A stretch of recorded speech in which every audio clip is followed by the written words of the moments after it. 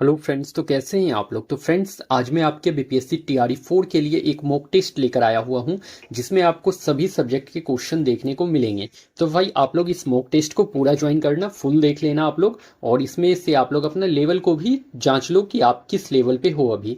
और चलिए मैं आपको फटाफट यहाँ पर मॉक टेस्ट करा देता हूँ। आपको 2 से मतलब कि 5 सेकेंड का समय दिया जाएगा।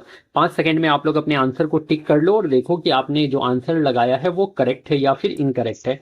तो भाई यहाँ पर है आपको अपने लेवल को जांचने का समय। तो अपने लेवल को आप लोग अच्छे ढंग से जांच लो कि आप लोगों ने अभी तक जो पढ़ा है वो आपके दिमाग में है भी या नहीं। तो भाई हमारा फर्स्ट क्वेश्चन है, पानी का बर्फ में रूपांतरण किस प्रकार का परिवर्तन है। तो पानी का बर्फ में परिवर्तन जो होता है भाई, वो किस प्रकार का परिवर्तन है। तो देखो, ये रासायनिक परिवर्तन है, भौतिक परिवर्तन है, जैविक है या फिर एक से अधिक है। तो देखो, पानी का जो बर्फ में रूपांतरण होता है, ट्रांसफॉर्मेशन होता है भाई, पानी का बर्फ में जो ट्रांसफॉर्मेशन होता है वो एक टाइप का क्या है, तो भौतिक है, फिजिकल रिएक्शन होता है भाई। ये फिजिकल चेंज है, एक क्या है, तो फिजिकल चेंज है, भौतिक परिवर्तन है। ओके। रेगिस्तान में रहने वाले लोग उच्च तापमान के बावजूद ये मोटी उच्च तापमान के बावजूद मोटी बाहरी परत सहित बहुस्तरीय वस्त्र क्यों पहनते हैं। मतलब यहाँ पूछ रखा है आपसे कि रेगिस्तान का जो टेम्परेचर है हाई होता है, ठीक है, इसके बावजूद जो है वहां के लोग मोटा परत का कपड़ा और बहुत लेयर का कपड़ा क्यों पहनते हैं। बहुत सारे लेयर का कपड़ा पहनते हैं और मोटा कपड़ा पहनते हैं। तो क्यों पहनते हैं रेगिस्तानी लोग।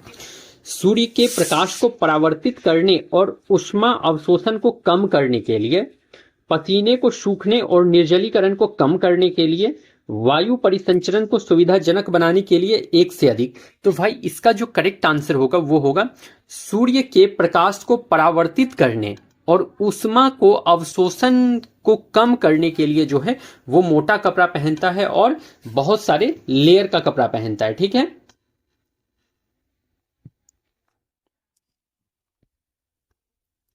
अनुवांशिकता के तंत्र से संबंधित प्राणी विज्ञान की शाखा। तो देखो, अनुवांशिकता के तंत्र से जो संबंधित प्राणी विज्ञान की शाखा है उसे क्या कहते हैं। तो भाई ऐसा क्वेश्चन आपके एग्जाम में पूछा जाता है, इंपॉर्टेंट हो जाता है ऐसा, ठीक है, ऐसा क्वेश्चन जरूर पूछा जाता है। तो भाई उसे क्या कहा जाता है, तो अनुवांशिकी कहा जाता है, अनुवांशिकी कहा जाता है। ओके। शिल्वी कल्चर से आप क्या समझते हैं। और ऐसा क्वेश्चन मोस्ट इंपॉर्टेंट है आपके एग्जाम के व्यू से, तो ऐसा क्वेश्चन आप लोगों को याद रख लेना है। सिल्वी कल्चर अगर पूछ ले तो मछली पकड़ने का विज्ञान तो नहीं, वन की खेती का विज्ञान को सिल्वी कल्चर कहा जाता है। सिल्वी कल्चर जो है वनों की खेती से रिलेटेड है। अगर रेशम के कीड़ों का पालन पूछ ले तो भाई इसे सेरी कल्चर कहा जाता है। क्या कहा जाता है, तो रेशम के कीटों का पालन को सेरी कल्चर कहा जाता है। अगर मछली का पूछ ले कि मछली का जो अध्ययन होता है भाई, मछली का जो अध्ययन होता है उसे क्या कहते हैं, तो उसे पीसी कल्चर कहा जाता है। क्या कहा जाता है, तो पीसी कल्चर कहा जाता है। पीसी कल्चर याद रख लेना है आप लोग। अगर सब्जी का पूछ ले कि सब्जी का जो अध्ययन करा जाता है उसे क्या कहा जाता है, तो ओलेरी कल्चर कहा जाता है। क्या कहा जाता है, तो ओलेरी कल्चर कहा जाता है। ओलेरी कल्चर, इसमें सब्जियों का अध्ययन करा जाता है ओलेरी कल्चर में। एंड सिल्वी कल्चर में वनों की खेती का अध्ययन करा जाता है। अगर हॉर्टिकल्चर की बात करी जाए तो भाई अगर फल फल फूल और जो फल फूल और सब्जी का ये सब का जो खेती करा जाता है भाई, तो फल फूल पत्तियां ये सब का जो खेती करा जाता है उसमें आपका क्या हो जाएगा, तो वो हॉर्टिकल्चर हो जाएगा। क्या हो जाएगा, हॉर्टिकल्चर हो जाएगा, जिसे आप लोग बागवानी भी कह सकते हो। हॉर्टिकल्चर बागवानी, जिसमें कि फल फूल की बागवानी का जो करा जाता है उसे हॉर्टिकल्चर कहा जाता है, याद रख लीजिएगा। बालू, लोहे का कण और नमक के मिश्रण पर आप विचार करें कि उसे किस विधि से अलग किया जाएगा। तो मतलब पूछा है क्या कि बालू का लोहे के कण को और नमक को आप किस विधि से अलग कर सकते हो, ये पूछ रखा है आपसे। देखो यहाँ कोमा नहीं दिया था इसलिए यहाँ थोड़ा सा आपको दिक्कत हो रहा होगा। देखो, बालू को, लोहे का कण को और नमक को मिश्रण को आप किस प्रकार से अलग कर सकते हैं, किस विधि के द्वारा अलग कर सकते हैं। एक चुंबक का प्रयोग करें और फिर जल मिलाएं, फिर निष्पंदन करें। तो बिल्कुल यही है। पहले देखो, बालू से जो है लोहे चुंबक से जो है एक मैग्नेट का यूज करना है। मैग्नेट से आप क्या करेंगे, लोहा को अलग कर लेंगे। लोहा को अलग करने के बाद आप उसमें पानी मिला देंगे और उसके बाद जो है भाई उसका निष्पंदन कर देंगे। इससे आपका क्या होगा, तीनों का तीनों जो है वो अलग अलग हो जाएगा। ओके, तो ये एक्यूरेट होने वाला है आपका। प्रकाश की गति लगभग होती है, तो प्रकाश की गति, तो भाई ये क्या है, इकाई दाही, ये 3 लाख मीटर पर सेकेंड है या 3 लाख किलोमीटर पर सेकेंड है? तो भाई प्रकाश की गति अप्रोक्स कितना होता है? तो 3 लाख किलोमीटर पर सेकेंड होता है वो प्रकाश का गति। मानव द्वारा नहीं पचाया जा सकता है, तो देखो मानव क्या नहीं पचा सकता है? तो देखो नहीं पचा सकेगा मानव क्या? ग्लूकोज, तो भाई ग्लूकोज नहीं। प्रोटीन नहीं, ग्लूकोज प्रोटीन तो मानव पचा सकता है भाई, ये सेल्यूलोज जो होता है ये मानव नहीं पचा सकता है। और सेल्यूलोज पचाता कौन है? तो ये जो आपके जो जीव जंतु होते हैं ना, जंतु जैसे गाय बकरी ये सब होते हैं, गाय बकरी ये सब क्या होते हैं? तो सेल्यूलोज ये सब पचा सकते हैं। गाय बकरी भैंस ये सब क्या होते हैं? तो ये सभी सेल्यूलोज पचा सकते हैं, ठीक है। लेकिन जो मनुष्य होते हैं, हम लोग जो है, हम लोग सेल्यूलोज को नहीं पचा सकते हैं, ध्यान में रख लेना है। गुरुत्वाकर्षण का नियम संबंधित है, तो भाई गुरुत्वाकर्षण का नियम जो है घनत्व से द्रव्यमान से, तो ये द्रव्यमान से संबंधित है आपका गुरुत्वाकर्षण का नियम, ओके। निष्क्रिय पौधे और जानवरों का कार्बनिक नाइट्रोजन का अपघटन अमोनिया में होना क्या कहलाता है? मतलब सिंपल सा पूछा है कि नाइट्रोजन का जो अपघटन होता है अमोनिया में, उसे क्या कहा जाता है? जो नाइट्रोजन का जो अपघटन होता है भाई अमोनिया में, उसे क्या कहा जाता है? अमोनीकरण, तो यही करेक्ट है। अमोनाइजेशन, एमोनाइजेशन अमोनीकरण कहा जाता है जब कार्बनिक पदार्थ जो होता है वो नाइट्रोजन से अमोनिया में चेंज हो जाए तो उसे एमोनाइजेशन या अमोनीकरण कहा जाता है। सबसे अधिक वसा किसके दूध में पाया जाता है? तो भाई सबसे अधिक वसा की बात करी गई है, तो सबसे अधिक वसा जो है वो भैंस के दूध में मिल जाएगा, सबसे अधिक वसा, ओके। कृत्रिम रेशा नहीं है, नहीं पूछ रखा है, कृत्रिम रेशा नहीं है, और ऐसे क्वेश्चन इंपॉर्टेंट होते हैं भाई। ये रेशा वाला मतलब कि आप लोग के सिंथेटिक फाइबर या इस टाइप के क्वेश्चन जो भी हैं, पॉलीमर्स से जो क्वेश्चन है वो आपके एग्जाम के लिए इंपॉर्टेंट है। पॉलीमर्स का जो क्वेश्चन है एग्जाम के व्यू से इंपॉर्टेंट है। तो कृत्रिम रेशा नहीं है, तो भाई देखो कृत्रिम पूछा है ना कि आर्टिफिशियल, इसमें रेशा कौन सा नहीं है ये पूछ रखा है। तो रेयन तो एक आर्टिफिशियल है, जूट जो है भाई वो आर्टिफिशियल नहीं है। तो जूट क्या है? तो ये आर्टिफिशियल रेशा नहीं है, ठीक है। आर्टिफिशियल रेशा नहीं है, कृत्रिम रेशा कौन सा नहीं है? तो जूट नहीं है, याद रख लीजिएगा आप लोग। भारत में पहला कारखाना अधिनियम किसके कार्यकाल में प्रस्तावित किया गया? तो कारखाना अधिनियम पूछ रखा है, तो लॉर्ड रिपन के कार्यकाल में स्थापित करा गया था। कारखाना अधिनियम किसके कार्यकाल में? तो लॉर्ड रिपन के टाइम पे जो है कारखाना अधिनियम किसके? तो लॉर्ड रिपन के टाइम पे कारखाना अधिनियम जो है प्रस्तावित किया गया है, ध्यान में आप लोगों को रख लेना है। अगर नियमित जनगणना की बात करी जाए तो नियमित जनगणना भी आपके लॉर्ड रिपन के ही टाइम पर हुई है। नियमित जनगणना, सेंसस, ठीक है। तो नियमित जनगणना जो है वो आपके लॉर्ड रिपन के टाइम पर हुआ है। और लॉर्ड कर्जन के टाइम पर जो है बंगाल का विभाजन हुआ है। तो बंगाल का जो पार्टीशन हुआ है वो लॉर्ड कर्जन के टाइम पर हुआ है, पार्टीशन। तो बंगाल का विभाजन किसके टाइम पर? लॉर्ड कर्जन के टाइम पर। और देखो लॉर्ड डफरिन की बात करी गई है, तो कांग्रेस का गठन जो है वो लॉर्ड डफरिन के टाइम पर हुआ है। कांग्रेस का गठन किसके टाइम पर? तो लॉर्ड डफरिन के टाइम पर कांग्रेस का गठन हुआ है। और इन्होंने कहा था कांग्रेस को अल्पसंख्यक जनसंख्या का प्रतिनिधित्व करने वाला बताया था लॉर्ड डफरिन ने। यह स्टेटमेंट लॉर्ड डफरिन का है कि कांग्रेस अल्पसंख्यक जनता का प्रतिनिधित्व करती है। दी पेनाइन, अल्प्लिशियन और अरावली उदाहरण है। तो भाई ये सभी जो है प्राचीन पर्वत के उदाहरण हो जाते हैं। किसके? तो प्राचीन पर्वत के उदाहरण है, ओके। मौलिक कर्तव्य की अवधारणा को किस संविधान संशोधन द्वारा शामिल किया गया? तो मौलिक कर्तव्य भाई, तो मौलिक कर्तव्य 44वां संविधान संशोधन नहीं, 42वां संविधान संशोधन से जो है मौलिक कर्तव्य का अवधारणा को शामिल करा गया है। और मौलिक कर्तव्य कहां से लिया गया है भाई? तो ये रशिया से लिया गया है, रूस से लिया गया है। अभी प्रेजेंट टाइम में मौलिक कर्तव्य कितने हैं? तो 11 हैं। और संविधान बनने समय मौलिक कर्तव्य था क्या? तो संविधान बनने समय मौलिक कर्तव्य नहीं था। और मौलिक कर्तव्य किसके सिफारिश पर जोड़ा गया है? तो स्वर्ण सिंह समिति की सिफारिश पर जोड़ा गया था, स्वर्ण सिंह समिति। तो मौलिक कर्तव्य किसकी सिफारिश पर जोड़ा गया है? तो स्वर्ण सिंह समिति की सिफारिश पर मौलिक कर्तव्य जोड़ा गया है, ध्यान रख लीजिएगा आप लोग। खरीफ फसल का उदाहरण है, तो भाई देखो खरीफ फसल चना, कपास, मटर। तो कपास यहाँ पर खरीफ फसल का उदाहरण है। अब मैं यहाँ पर आपसे जो है भारत का जो है ना फसल ऋतु के बारे में डिस्कस कर लेता हूँ। देखो भारत में फसल ऋतु कितने हैं? तो 3 हैं। भारत में फसल ऋतु कितने हैं? तो 3 याद रख लीजिएगा। भारत में फसल ऋतु कितने? तो 3 हो जाते हैं। कौन कौन सा? एक तो हो जाएगा आपका खरीफ फसल का जो होता है टाइम, वो है। एक है आपका रवि फसल का और एक है आपका जायद फसल का, ठीक है। तो खरीफ फसल कब बोया जाता है भाई? तो ये खरीफ फसल जो होता है ये वर्षा के ऋतु टाइम पर जो है ये खरीफ फसल होता है। वर्षा के टाइम पर जो है खरीफ फसल होता है, ठीक है। मतलब आप लोग जून जुलाई के टाइम पर मान सकते हो कि जून जुलाई में जो है खरीफ फसल जो है भाई वो होता है आपका जून जुलाई में। अगर बात करी जाए रवि फसल के, तो रवि फसल जो है आपके ठंडा के समय पे होता है, शीत ऋतु के टाइम पर होता है। मतलब सिंपल से याद रखो कि ठंडा के समय पे जो भी फसल होता है वो रवि फसल होता है। मतलब कि अक्टूबर नवंबर के मंथ में आपका क्या है, तो रवि फसल हो जाएगा अक्टूबर नवंबर के मंथ में, मतलब ठंडा के समय में। और जायद फसल होता है जो गर्मी के टाइम पर, समर सीजन के टाइम पर जो फसल हो वो जायद फसल हो जाता है, ठीक है। जैसे कि आप लोग मार्च अप्रैल के टाइम पर जो है जायद फसल देखने को मिल जाता है मेरे भाई, मार्च अप्रैल में जो है जायद फसल हो जाता है।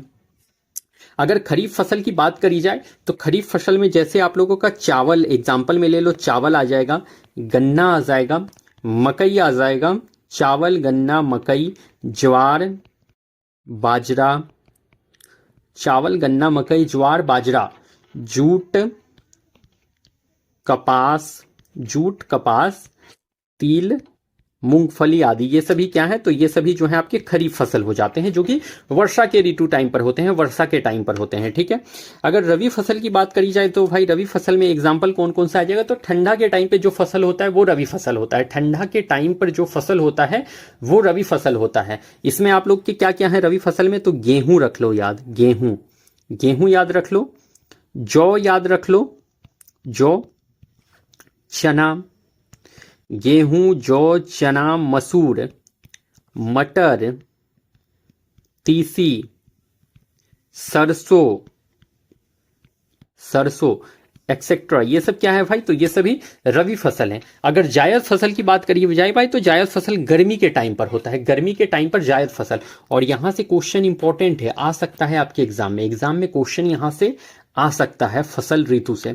अब जायद फसल की बात करी जाए तो जायद फसल जो गर्मी के टाइम पे जो फसल होते हैं, तो जैसे कि कद्दू आपका भाई ये गर्मी में होता है, ककड़ी जो होगा, कद्दू, ककड़ी, खीरा, तरबूज, खरबूज, ये सारे क्या हैं भाई, तो ये सभी क्या हैं, जायद फसल हो जाते हैं। मूंग, ये सभी क्या हैं, तो ये सभी जायद फसल हैं। आप लोगों को याद रख लेना है ये सभी फसल को, ठीक है। तो फसल सबको याद रख लीजिएगा। भारतीय संविधान के अनुच्छेद 18 में प्रावधान है, अनुच्छेद 18 में कहा गया है भाई, तो अनुच्छेद 18 में है उपाधियों का अंत, मतलब कि उपाधियों का अंत किया गया है अनुच्छेद 18 के तहत। अगर छुआछूत का अंत पूछ ले तो आर्टिकल 17 में जो है छुआछूत का अंत है, क्या है, छुआछूत का अंत। और अंतःकरण की स्वतंत्रता, तो ये आर्टिकल 25 में है, अंतःकरण की स्वतंत्रता, आर्टिकल 25। चौरी चौरा कांड हुआ, तो भाई चौरी चौरा कांड 1922 में हुआ था, चौरी चौरा कांड।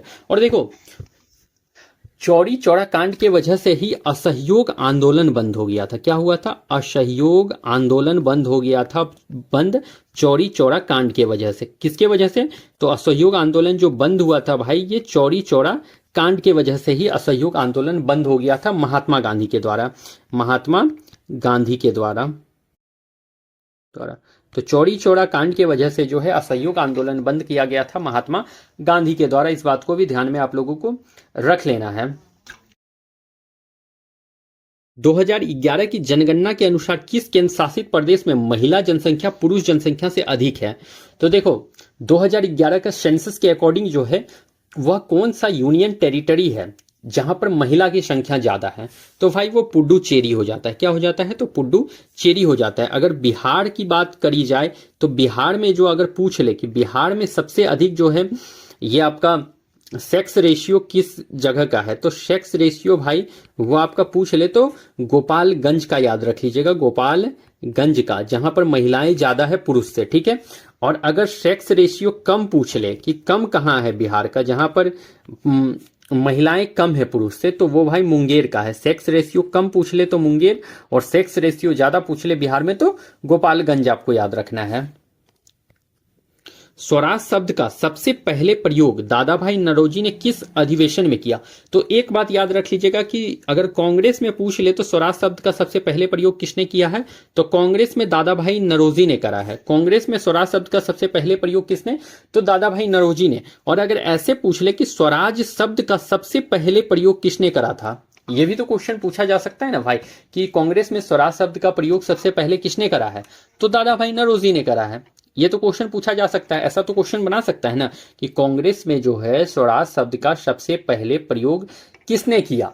तो आपको आंसर क्या देना है? तो दादा भाई नौरोजी आपको देना है। इसका आंसर क्या देना है? दादा भाई नौरोजी। तो एक पॉइंट यहां से याद हो गया। तो ये पूछ रखा है किस अधिवेशन में किया था, किस अधिवेशन में किया था प्रयोग? 1904 के बॉम्बे अधिवेशन नहीं, 1906 के कोलकाता अधिवेशन में दादा भाई नौरोजी ने स्वराज शब्द का सबसे पहले यूज करा था। याद रख लेना है आपको। अंडमान और निकोबार द्वीप समूह की सबसे ऊंची चोटी सैडल पीक स्थित है। तो देखो अंडमान और निकोबार द्वीप की सबसे ऊंची चोटी कौन सा है? तो सैडल पीक है। तो अंडमान निकोबार की सबसे ऊंची चोटी सैडल पीक। याद रख लेना है पहले यही कि सैडल पीक, अंडमान और निकोबार द्वीप की सबसे ऊंची चोटी सैडल पीक किस कहां पर स्थित है भाई? तो उत्तरी अंडमान में। यही करेक्ट है, उत्तरी अंडमान में स्थित है। 2011 जनगणना अनुसार भारत में सबसे कम आबादी वाला राज्य, तो भारत में सबसे कम आबादी वाला राज्य कौन सा है? तो सिक्किम हो जाता है मेरे भाई, सिक्किम। भारत में सबसे कम आबादी वाला राज्य कौन सा है? सिक्किम है। अगर बिहार की बात करी जाए कि बिहार में सबसे ज्यादा आबादी वाला राज्य कौन सा है 2011 की जनगणना के अनुसार, तो ज्यादा आबादी वाला राज्य कौन सा है? तो आपका ये पटना है, पटना। ठीक है, पटना जो है सबसे ज्यादा आबादी वाला राज्य है। अगर 2011 की जनसंख्या के अनुसार जनसंख्या घनत्व में सबसे टॉप पूछ ले कि सबसे टॉप पर कौन है जनसंख्या घनत्व के मामले में, तो ये बिहार है। जनसंख्या घनत्व के मामले में सबसे टॉप कौन है? तो बिहार है 1106 व्यक्ति के साथ। तो आपसे ये भी पूछा जा सकता है कि जनसंख्या घनत्व में सबसे जो है टॉप लेवल पर कौन है अभी पूरे देश में, तो वो बिहार है आपका 1106 व्यक्ति के साथ। ठीक है, संविधान भारत को किस रूप में वर्णित करता है? तो पूर्णतया संघ राज्य के रूप में, एकात्मक राज्य नहीं भाई, अर्ध संघ राज्य के रूप में जो है संविधान भारत को वर्णित करता है। याद रख लेना है आप लोगों को। किस संवैधानिक संशोधन ने भारतीय संविधान के भाग 3 में सहकारी समिति बनाने का अधिकार जोड़ा? तो किस संवैधानिक संशोधन ने भारतीय संविधान के भाग 3 में जो है भाई सहकारी समिति बनाने का अधिकार जोड़ा? तो भाई वो है 97वां संवैधानिक संशोधन। क्या है? तो 97वां संवैधानिक संशोधन के तहत यह कार्य किया गया था। लघु संविधान के रूप में जाना जाता है। तो लघु संविधान जो है 42वां संविधान संशोधन को लघु संविधान के रूप में भी जाना जाता है। ध्यान रख लेना है लघु संविधान किसको? तो 42वां संविधान संशोधन को लघु संविधान कहा जाता है। pH 0 वाला एक जलीय विलयन होता है। तो देखो भाई pH वैल्यू आपको याद रख लेना है। pH वैल्यू कहां से? तो 0 से 14 तक इंडिकेट करा जाता है। 0 से 14 तक pH वैल्यू इंडिकेट करा जाता है। अगर 0 से 7 तक किसी भी चीज का pH वैल्यू है, 0 से लेकर के 7 तक pH वैल्यू है, तो वो होता है एसिडिक इन नेचर। ठीक है, कैसा होता है? तो एसिडिक इन नेचर। और 7 से 14 तक किसी का pH वैल्यू है तो वो होता है बेसिक इन नेचर, मतलब कि क्षारीय होता है नेचर में। कैसा होता है? तो बेसिक इन नेचर होता है। यहां पूछा क्या है? अगर किसी भी चीज का pH 0 है तो वो क्या होगा?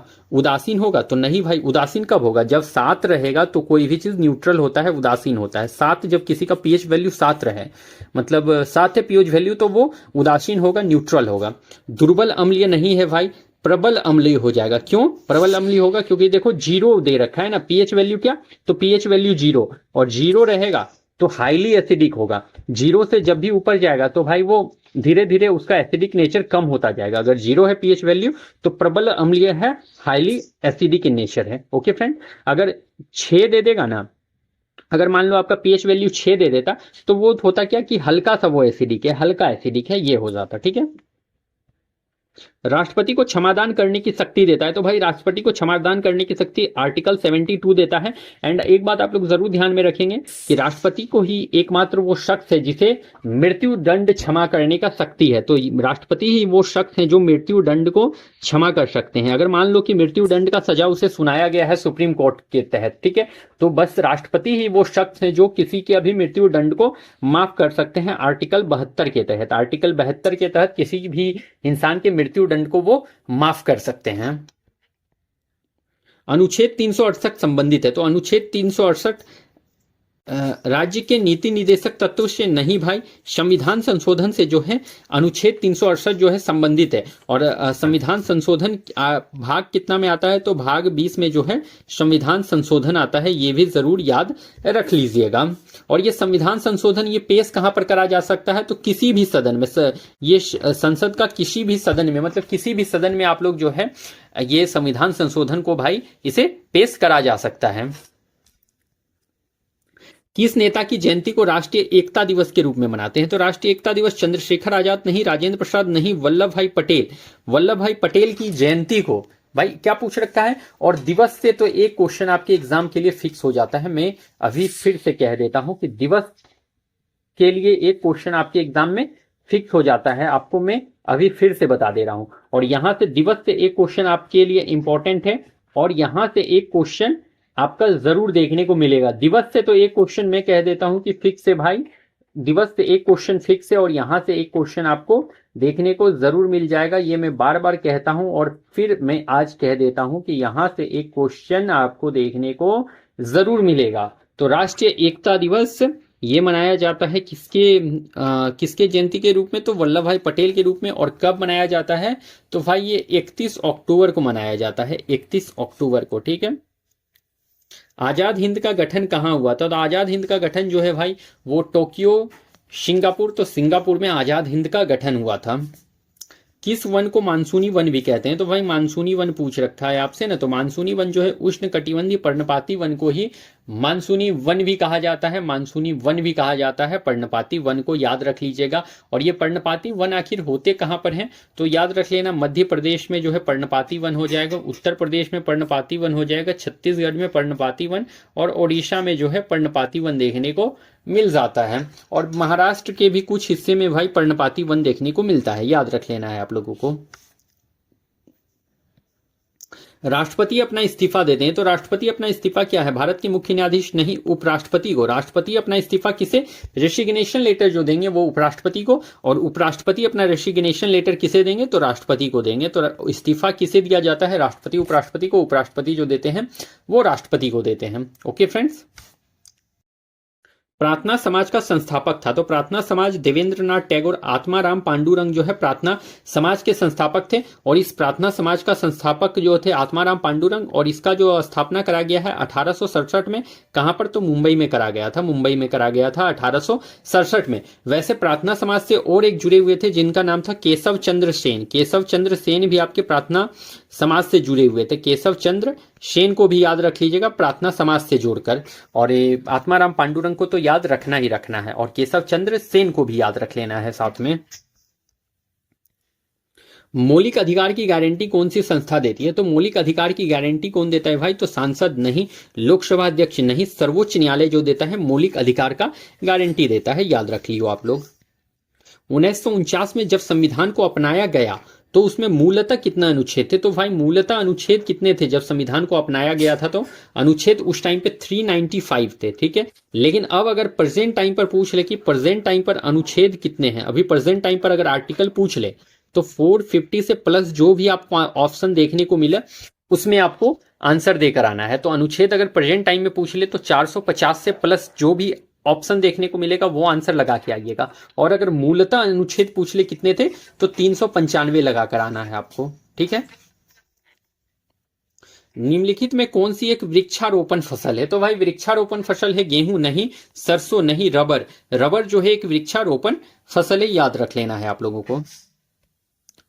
तो फ्रेंड्स हमारा आज का सेशन यहाँ पर कंप्लीट होता है, और मैंने इसमें जो है आपके 35 क्वेश्चन कंप्लीट कराए हैं। तो आप लोग 35 में देखो कि आप लोगों का कितना सही होता है। और इससे पहले मैंने सुबह भी आप लोगों को एक रैपिड फायर सेशन प्रोवाइड कराया था, रैपिड फायर सेशन, जिसमें रैपिड फायर रिवीजन सेशन मैंने प्रोवाइड कराया है सुबह में भी, तो उसको भी आप लोग जरूर देख लेंगे। उसमें मैंने घटना चक्र का जितना भी क्वेश्चन कराया था उसे मैंने वहां पर रिवाइज कराया है आपका, तो वो सेशन भी जरूर देखना है। और इस सेशन को तो आप लोग जरूर देखें और देखें कि आप लोगों ने कितना स्कोर करा है मार्क्स। तो चलिए मैं फिर मिलता हूं कल किसी नेक्स्ट सेशन के साथ, तब तक आप लोगों को thank you and best of luck.